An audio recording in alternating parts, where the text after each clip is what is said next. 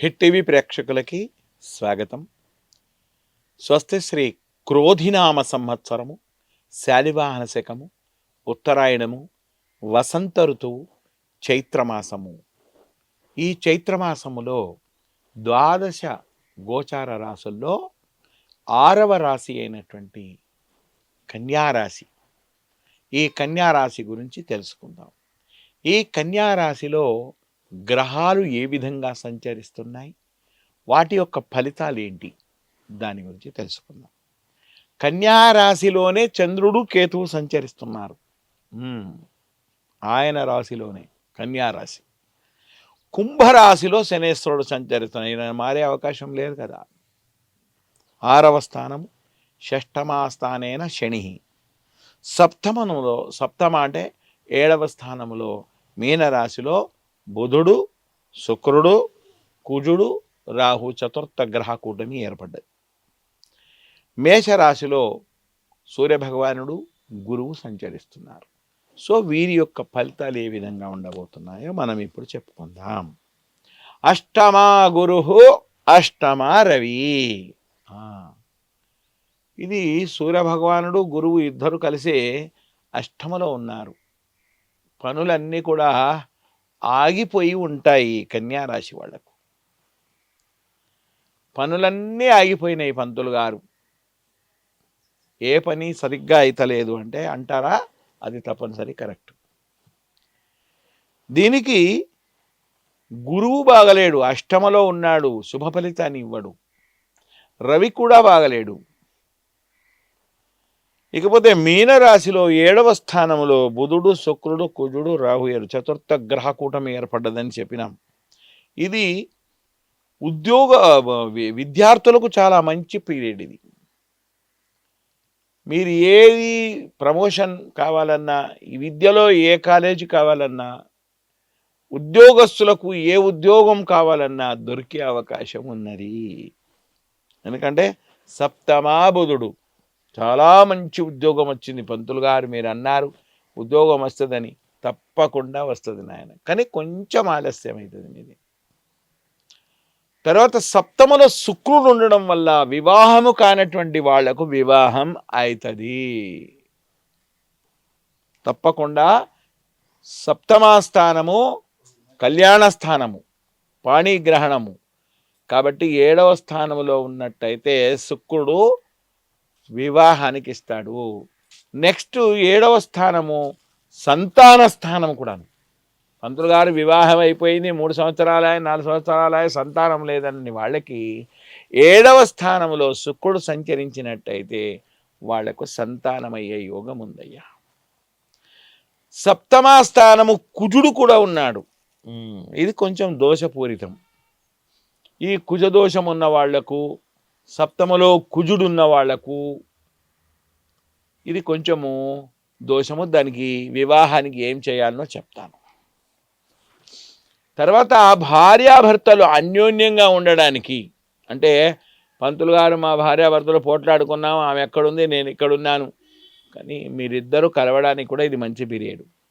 కోర్టులో కూడా కేసులు ఉన్నట్టయితే అన్నీ కొట్టేసి మీ ఇద్దరు కలిసి ఉంటారు. సప్తమలో రాహు ఉన్నాడు కాబట్టి 7వ స్థానము రాహు. అతడు కూడా శరీరంతో, ఆ శరీరంలో ఏదో ఒక అనారోగ్య సమస్య అనేటువంటిది ఏర్పడుతుంది. ఈ రోగము పోవడానికి ఏం చేయాలో మంచి రెమెడీ చెప్తారు. షష్టమా స్థానంలో శనేశ్వరుడు, శుభస్థానం ఇది. శనేశ్వరుడు మాత్రం శుభములో ఉన్నాడు. 6వ స్థానము 3, 6, 11వ స్థానము శనేశ్వరుని శుభమని గత వీడియోలో చాలా చెప్పినాను. 6వ స్థానం శుభముండడం వల్ల వ్యాపారాలు అభివృద్ధి చెందుతాయి. బాగా వ్యాపారాలన్నీ కూడా అభివృద్ధి చెందే అవకాశం కనబడుతుంది. మరి ఈ సప్తమ స్థానంలో కుజుడు ఉండడం వల్ల, కుజుడు వివాహానికి, శుక్రుడు కుజుడు ఇద్దరు కూడాను ఒకే స్థానంలో ఉండకూడదు. దానే కుజశుక్రయోగం అని అంటారు. ఈ కుజశుక్రయోగం ఏర్పడడం వల్ల పంతులు గారు సంబంధాలు రాక కాదు, చాలా వస్తున్నాయి, కానీ నిలబడతలేవు అంటారు. చూసినారా, ఒక అది ఏర్పడుతుంది. ఈ కుజుడు శుక్రుడు ఒకే స్థానంలో ఉన్నప్పుడు పుట్టినట్టయితే లగ్నం నుంచి చూసుకున్నట్టయితే వాళ్ళ లగ్న కుండలి చూస్తే తెలిసేది. ఇది టోటల్గా ఉంటుంది కాబట్టి అట్లయినా చెప్తాను. ఈ కుజశుక్ర యోగం ఎవరికైతే ఏర్పడుతుందో అది కూడా సప్తమ స్థానం ఏమని చెప్పినాను, కళ్యాణ స్థానం అని చెప్పిన. మరి వాళ్ళిద్దరికి ఏమవుతుంది, శుక్రుడు వివాహానికి శుభమున్నాడు, మరి కుజుడు లేడు. అక్కడ కుజశుక్ర యోగం ఏర్పడ్డది. ఈ కుజశుక్ర యోగం ఏర్పడడం వల్ల సంబంధాలు వస్తాయి, కానీ వాడు మళ్ళీ ఫోన్ చేయడు. ఇక ఫోన్ చేస్తాం, ఇంటికి వెళ్ళి చేస్తాం అంటాడు, మళ్ళీ చేయడు. ఈ విధంగా ఏర్పడుతుంది. దీనే కుజశుక్ర యోగం అంటారు. సప్తమలో రాహు ఉండడం వల్ల చతుర్థ గ్రహ కూటమి ఏర్పడ్డది చైత్రమాసంలో. అంటే 4 గ్రహాలు ఒకే స్థానంలో ఉండి సంచరిస్తున్నాయి. ఒకటి శుక్రుడు, కుజుడు, రాహు, తర్వాత బుధుడు. ఈ 4 చతుర్థ గ్రహ కూటమి వల్ల చాలామందికి ఇబ్బందులు వచ్చే అవకాశం ఉంది. మరి ఈ వివాహానికి ఏం చేయాలి? చాలా మంచి ప్రశ్న.